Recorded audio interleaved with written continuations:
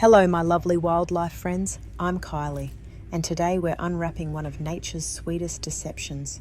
You've seen that famous Quokka grin, the so-called happiest animal on earth.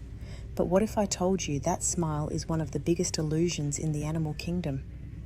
Don't worry, this isn't a sad story. It's a fascinating one. Behind that cheerful face lies a tale of survival, adaptation, and a few surprises that might just change how you see these little Australian icons forever. So, grab a comfy branch, settle in, and let's uncover the truth behind the Quokka's smile. That happy grin isn't happiness at all. It's a perfect storm of biology and camera angles. Quokkas have incredibly short snouts and slightly upturned mouth corners, which from the front creates a permanent, friendly-looking smile.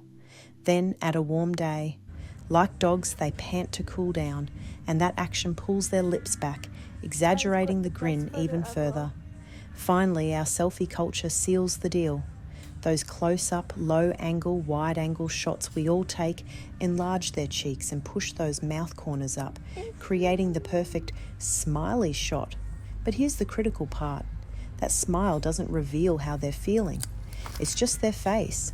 So it's more important than ever to give them space. Don't feed them and avoid crowding them just for a photo. Behind that cute facade is a creature with a story of brutal survival, and we're going to uncover the untold truth about their name, their shocking behaviours, and why they're more vulnerable than they look. Let's rewind over 300 years to 1696, when Dutch explorer Willem de Vlaming sailed into a small island off the coast of Western Australia. He stepped ashore and immediately noticed small scurrying creatures everywhere. What was his first thought? They looked like giant rats. He was so convinced that he named the entire island Rottnest, which means rat's nest in Dutch. That name eventually became Rottnest Island. It's an incredible bit of irony, isn't it? The animal he mistook for a pest is now the same creature that draws tourists from all over the world for a photo. But that mistaken identity tells us something important. De Vlaming saw them as common vermin because he didn't understand their unique biology. He had no idea he was looking at a small wallaby relative, a remarkable survivor with adaptations that are seriously mind-blowing. Speaking of mind-blowing adaptations, let's talk about one of the most misunderstood aspects of Quokka life, something that shatters their cute and cuddly image completely. So now that we know the smile isn't what it seems, it's time to look beyond the camera lens to the real life of the Quokka. Because while we see sweetness, nature tells a tougher story. In this next part, we'll explore the moment that's earned them such a shocking reputation. When a mother Quokka faces danger, and instinct takes over. What happens next might sound cruel, but it's one of nature's most powerful lessons about survival. You might have heard the viral meme about the Quokka drop, the idea that a mother Quokka will pick up and throw her baby at a predator to save herself. Well, it's time to set the record straight with some real biology. That's not what happens. The truth is more complex and, in its own way, even more brutal. What actually occurs is a stress response. When a mother Quokka is under extreme pressure from a predator and fleeing for her life, the stress can cause her to involuntarily eject the joey from her pouch.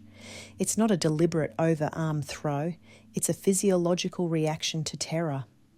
The movements and sounds of the abandoned joey on the ground can then act as a distraction, drawing the predator's attention and allowing the mother a critical moment to escape.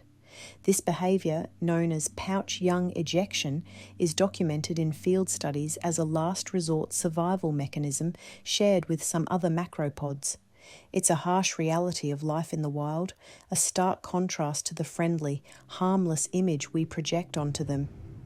This one fact shows us that these animals are survivors first and foremost, equipped with desperate strategies for a world full of threats. And that leads us to the other incredible skills they've developed just to stay alive. Now, you might not picture a Quokka as a climber, but that's exactly what they are. These little macropods have surprising agility, capable of scaling small trees and shrubs to reach food. This isn't just a cute party trick. It's a crucial survival skill. It allows them to access specific leaves and fruits that other ground-dwelling animals can't reach, and it gives them an escape route from some ground predators. This unique ability highlights the conservation paradox of the quokka. On predator-free islands like Rottnest, they thrive, but on the mainland they are classified as vulnerable. Their biggest threats come from habitat loss and, most significantly, introduced predators like foxes and feral cats. Their climbing skills are a fantastic adaptation, but they aren't always enough against these modern challenges. It's a fragile existence for an animal that has evolved such clever ways to survive. The quokka's story reminds us that nature isn't built for smiles. It's built for survival, balance, and resilience. Their charm hides the strength it takes to live in a world full of challenges. So, the next time you see that little grin, remember the wild heart behind it. If you enjoyed learning with me today, don't forget to like, share, and subscribe, and keep exploring Australia's amazing animals with kindness and curiosity.